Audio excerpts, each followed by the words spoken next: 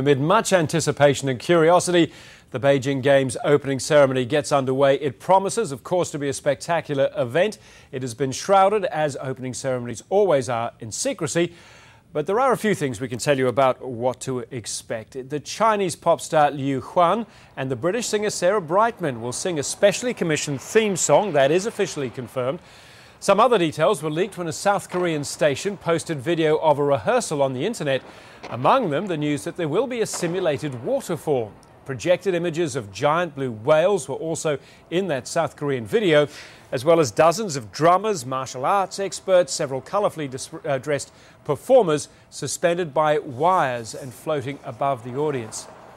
The Oscar-nominated film director Zhang Yimou is overseeing the Olympics opening ceremony. At his side, though, Chief International Advisor Rick Birch. Rick Birch has been part of the ceremonies at 6 different Olympics, going back, I think, to 1984 at Los Angeles. Rick, he joins us now from Beijing. You're going to sleep in a few days from now. You certainly, I imagine, have had not too much of it.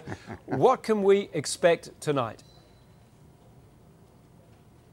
Well, I think you're going to expect another ceremony in the great tradition of Olympic ceremonies, but this one I think is going to be bigger, more spectacular, and not necessarily more surprising, but it's going to be more impressive, I think, than any previous ceremony.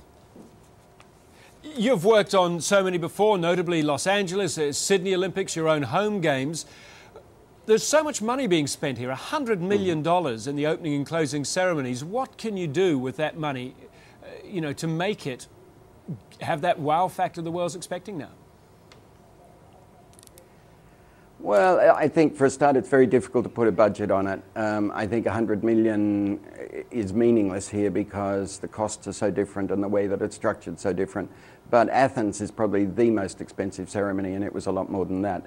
The money gets spent either on performers or technology or both. And if you think that this ceremony has got 15,000 performers, by the time you costume them, get them their props, feed them, transport them, rehearse them, and then get the lighting and the technology together, if you spend even $1,000 a head, that's $15 million before you start. So that's where the money goes. It doesn't go on paying performers a lot of money. In fact, most performers work for free.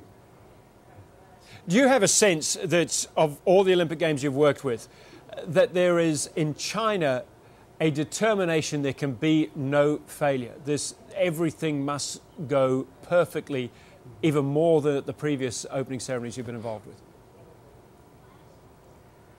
Well, I think there is certainly a level of commitment and dedication that is unusual, although, every Olympics is at such a pitch that certainly on the ceremonies level, the performers and the adrenaline level of the backstage staff is at an all-time high, and I don't think that's going to be any different in China. I think the difference here is that the Chinese people see the Olympics as a curtain raiser for the launch of China onto the world stage.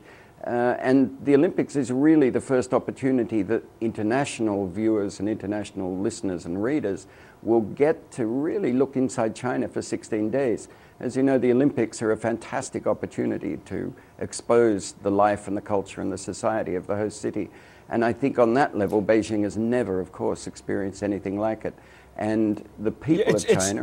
that's true. A couple of things that we do know, Rick, a couple of things... Sorry to interrupt you. I didn't mean to cut you across you then. A couple of things we do know. Obviously, there'll be fireworks. This is China, have to be fireworks. They also want to make this point about 5,000 years of Chinese history. Do you think that will be conveyed to the 4 billion people watching? Well, 5,000 years of history in 50 minutes is what Zhang Yimou is always considering and promising.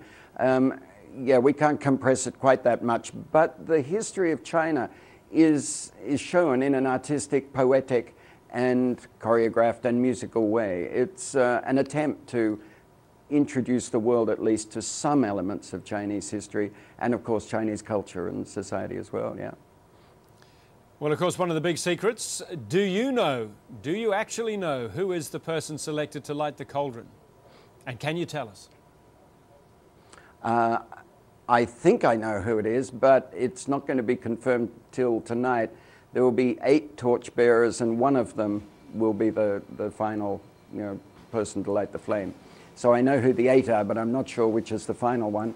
And in fact, I've never seen the flame lit, although we've rehearsed the lead up to it. I've never actually seen the flame lit.